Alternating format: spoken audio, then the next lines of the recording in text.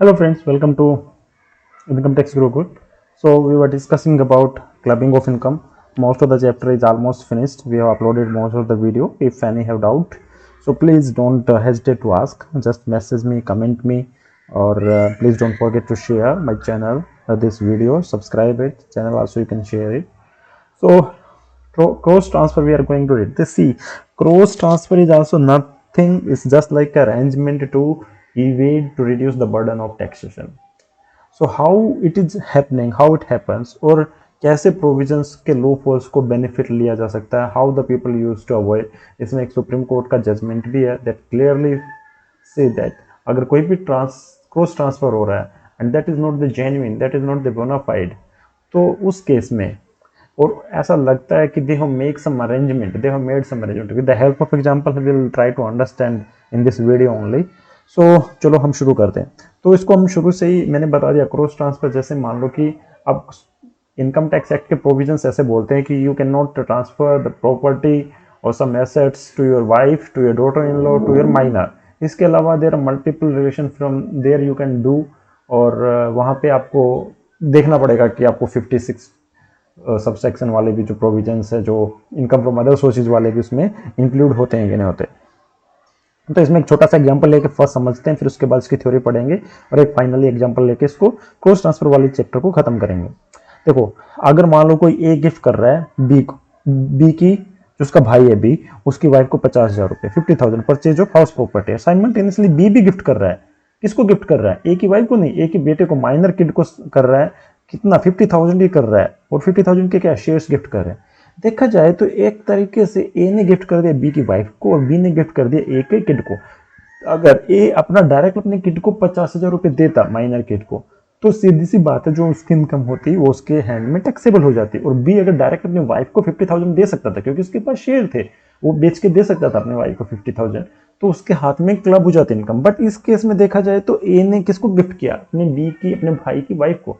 और as per the provisions B की जो वाइफ है उसके लिए कोई प्रोविजन है ही नहीं. तो इसका मतलब ये हुआ कि ये कोई क्लबिंग ऑफ इनकम तो इसमें पॉसिबल नहीं है. तो जो टैक्सेशन है, उसका बर्डन है, उसको कम कर सकते हैं. लेकिन नहीं, जो क्रॉस ट्रांसफर, इस तरह के जो क्रॉस ट्रांसफर होते हैं ना दोस्तों, उसमें भी जो ट्रांसफरर होता है, जो डीम्ड ट्रांसफर होता है, उसको ही, मतलब जब पूरी ट्रांजेक्शन होती है ना, जो वो उसको दे रहा है, वो उसको दे रहा है, तो उसको एक सिंगल ट्रांजेक्शन मान के और ट्रांसफरर को ही डीम्ड ओनर मान लिया जाता है. अगर वो हाउस प्रॉपर्टी है या फिर एसेट है तो उसी को ही उसका मालिक मानते हैं, उसी को ही हाथ में उसकी इनकम को क्लब करते हैं.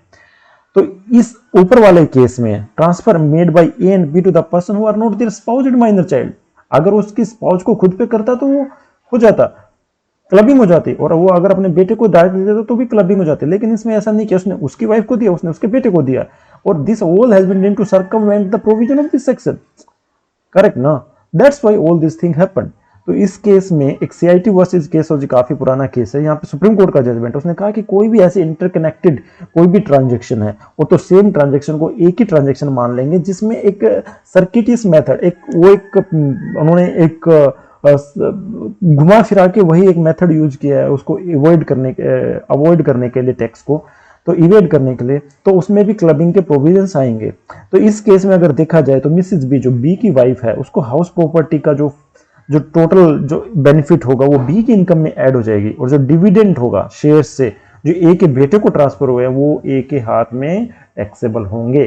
सो this is because A and B are indirect transfer to the minor child spouse respectively. So income yielding asset so as to reduce their tax burden. But ऐसा नहीं होगा. एक छोटा सा एग्जांपल और लेके करते हैं. मोस्टली आपको इस एग्जांपल समझ में आएगा, बट आईसीआई के स्टडी मटेरियल में एग्जांपल दे के रखा हुआ, तो और आपको मैं फिर से एक्सप्लेन कर देता हूं. देखिए, मिस्टर मदन के पास कोई गिफ्ट है, उसने गिफ्ट किया अपने भाई की वाइफ को. देखो, खुद की वाइफ को तो किया नहीं. कितना गिफ्ट किया? 6.5 लाख का. और उसके भाई ने गिफ्ट किया कितने का? 5.2 लाख का. किसको किया? क्या? मदन की वाइफ. अच्छा, उसने उसकी वाइफ को कर दिया, उसने उसकी वाइफ को कर दिया. उन्होंने बढ़िया अपना आराम से एक टैक्स प्लानिंग कर दी. ठीक है, देखते हैं उन्होंने क्या किया. उनकी वाइफ्स ने ये एफडी में डिपॉजिट कर दिया और 9% के हिसाब से इंटरेस्ट उन्होंने किया. ठीक है, डिस्कस द कॉन्सिक्वेंसेस. अब जो देखो, अब ए के हाथ में जो इनकम टैक्सेबल होगी, कितने पैसे मिले ए की वाइफ को? 5.2 लाख. तो ए के हाथ में कितने टैक्सेबल हो जाएगी? 5.2 लाख तक. और बी की जो वाइफ है उसको कितने मिले? 6.5 पे जो 9% के हिसाब से जो इंटरेस्ट आएगा, जो उसके इनकम के ऊपर जो इंटरेस्ट आएगा वो 9% वाला, उसके हिसाब से मदन का जो भाई है उसकी वाइफ का जो इंटरेस्ट आएगा वो मदन के भाई की नाम पे ही क्लब किया जाएगा, ना कि उसकी वाइफ के नाम पे। तो देखो ये पूरा लिखा, जो इंटरेस्ट इनकम राइज होगा मिसेज मदन, मतलब मदन की वाइफ को इंटरेस्ट से, एफडी के इंटरेस्ट वो टोटल इनकम में इंक्लूड कर दिया जाएगा, किसकी में, मदन की इंटरेस्ट में। और इसी तरह जो इंटरेस्ट इनकम राइज होगा किसको, मदन की भाई की जो वाइफ है उसको, तो उसको टैक्सेबल होगा किसके, मदन के भाई के हाथ में। वही सिंपल क्रॉस ट्रांसफर, क्योंकि दोनों भाई और भाइयों ने मिलकर एक इनडायरेक्ट ट्रांसफर किया टू द रिस्पेक्टिव स्पाउस, एक इंटेंशन करने के लिए चल थोड़ा टैक्स बता लेंगे, बट ऐसा नहीं होगा। लेकिन ये बात ध्यान रखना, जो इनकम अर्न होगी स्पाउस की एफडी पे, वो 5.2 लाख अलोन पे ही होगी, क्योंकि उसने भी 5.2 किया था, उसने 6.5, एक ने 6.5, एक ने 5.2। देखा जाए तो सिर्फ 5.2 ही क्रॉस ट्रांसफर हो रहा है ना।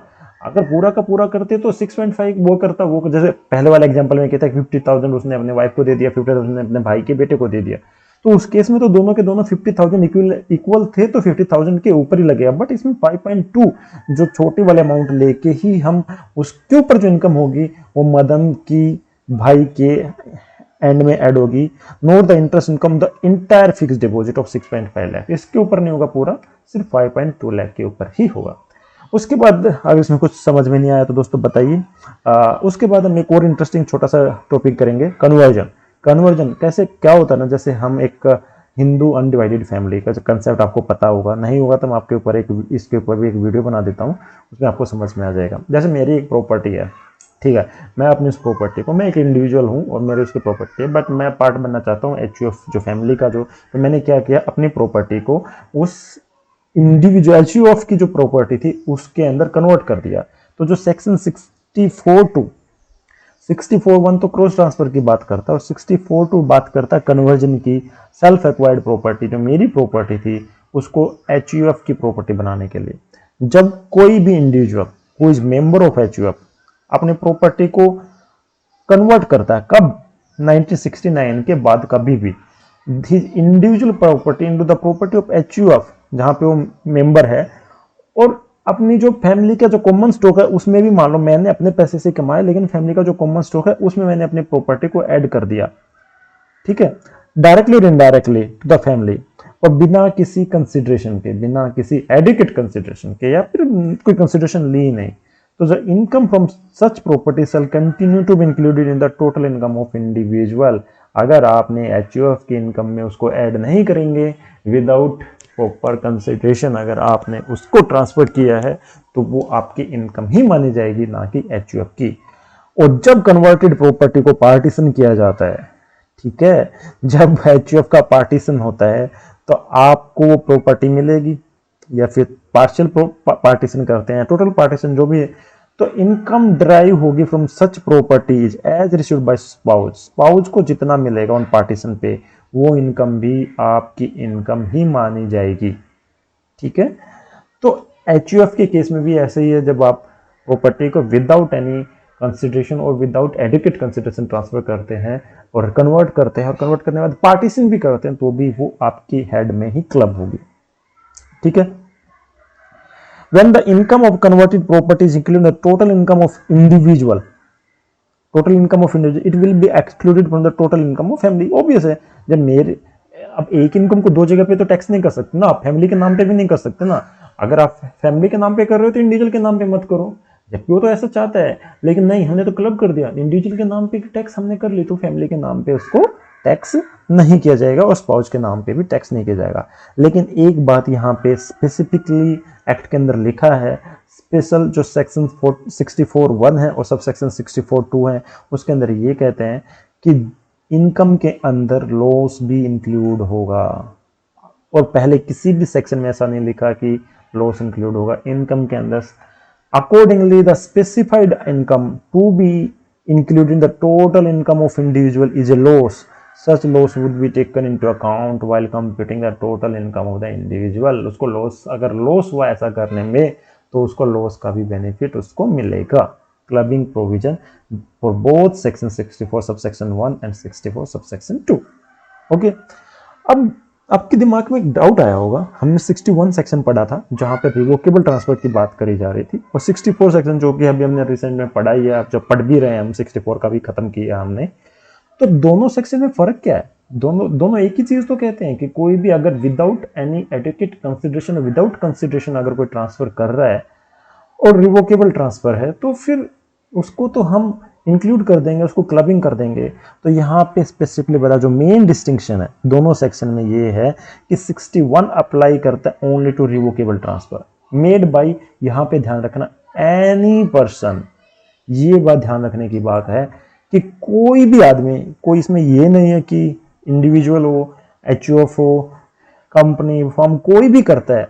क्या करता है? कोई भी रिवोकेबल ट्रांसफर करता है मेड बाय एनी पर्सन, तो 61 एप्लीकेबल होगा कोई भी रिवोकेबल ट्रांसफर के लिए, और किसी ने भी किया हो, डजेंट मैटर, और किसी को भी किया उस चीज का भी फर्क नहीं पड़ता।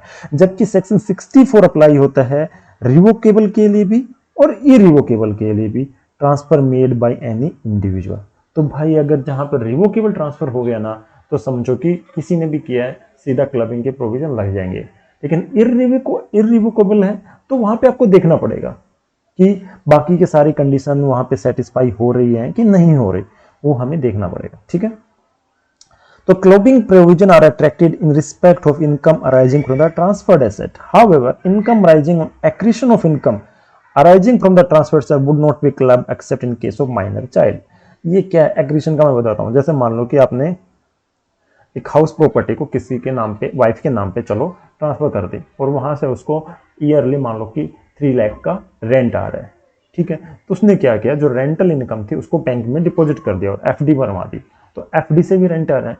तो अब आप बोलोगे कि सर देखो, मान लो कि रेंट आ रहा है 5 लाख हम रेंट लेके चलते हैं, तो आप बोलोगे कि, आप नहीं बोलोगे, इनकम टैक्स डिपार्टमेंट बोलेगा कि देखो 5 लाख का आ रहा है रेंट, तो 5 लाख की इनकम आपकी हो गई, तो ये आपके हाथ में टैक्सेबल हो गई।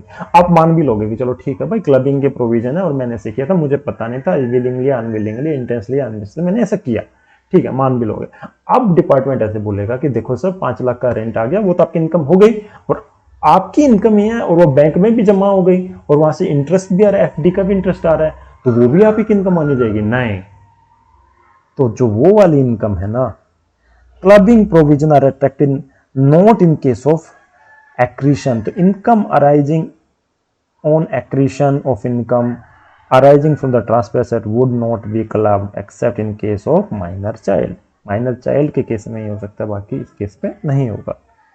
ओके दोस्तों, उसके बाद हम आगे बढ़ते हैं। आज इस चैप्टर को खत्म ही कर देते हैं, क्योंकि बाकी छोटी छोटी चीजें हैं, उसको क्यों ज्यादा देर तक ऐसे ही बढ़ा के रखना। अगर आपको ये चीज अच्छी लगी तो please don't forget to subscribe my channel. चलो शुरू करते हैं। Liability of person in respect of income included in the income of another person, section 65 की बात करते हैं।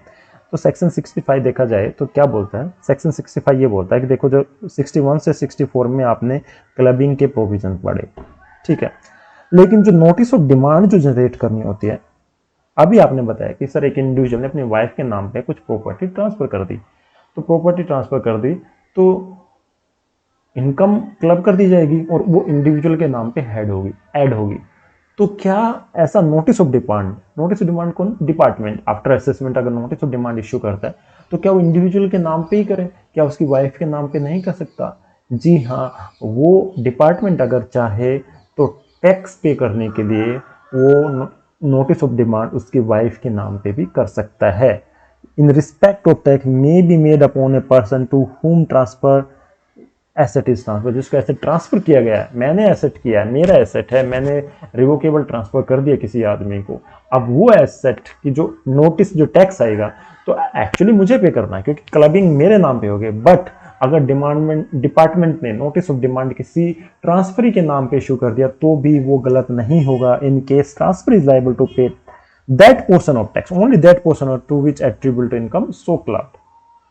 सिमिलर प्रोविजन आते हैं deemed ownership of house under section 27, transfer of property otherwise for adequate consideration of spouse not being in connection to agreement to live apart or minor child, वो सब इसके term and conditions हैं, तो उसमें वो सब यहाँ पे भी नोटिस ऑफ डिमांड को ट्रांसफर के नाम पे ना करके ट्रांसफरी के नाम पे, ये आईसीआई का एक छोटा सा एग्जांपल है, अगर आप पढ़ोगे तो आपको समझ में आ जाएगा, इसमें कुछ भी ऐसा नहीं है, बस इसमें इतना ही था दोस्तों।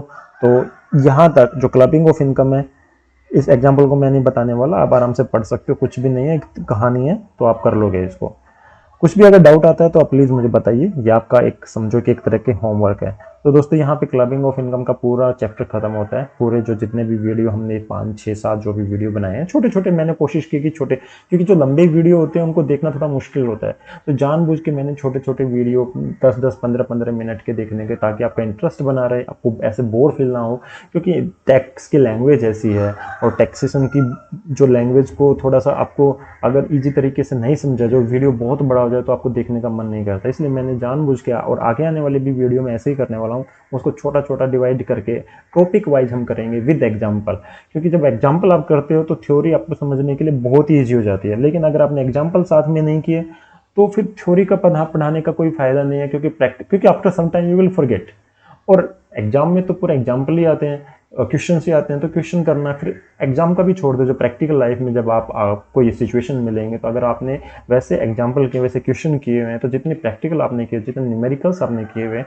तो उसके हिसाब से आपको सब चीज़ें बेनिफिट करेंगे, और अकेला थ्योरी पढ़ने से कोई भी बेनिफिट होने वाला है नहीं। जब प्रैक्टिकल लाइफ में आप तो बहुत सारी चीज़ें दिमाग में आती है, अरे एक्ट में तो ऐसा नहीं लिखा था, उस केस में हम कैसा करना चाहिए, तो वो सब चीज़ें, इसलिए मैं जब भी कोई चैप्टर या जो भी कोई टॉपिक कराता हूँ तो उसका एग्जांपल मैं कहीं से भी नहीं कराता, ये पूरा स्टडी मटेरियल मैं आईसीआई के स्टडी मटेरियल से लिया, वहीं से आपको समझा रहा हूँ। और फिर भी अगर आपको कुछ समझ में नहीं आए तो please don't forget to subscribe, comment करना भी मत भूलो, मुझे लिखो, बताओ मुझे कि कहाँ पे आपको समझ नहीं आया, वो हम दोबारा से वो चैप्टर करा सकते हैं, या फिर आगे और कौन सा चैप्टर जिसमें आपको डाउट फील होता है, जो आपको टफ लगता है, उसको एक आसान सी लैंग्वेज में समझना है, तो प्लीज़ मेंशन करो। तब तक के लिए thank you, take care, bye bye.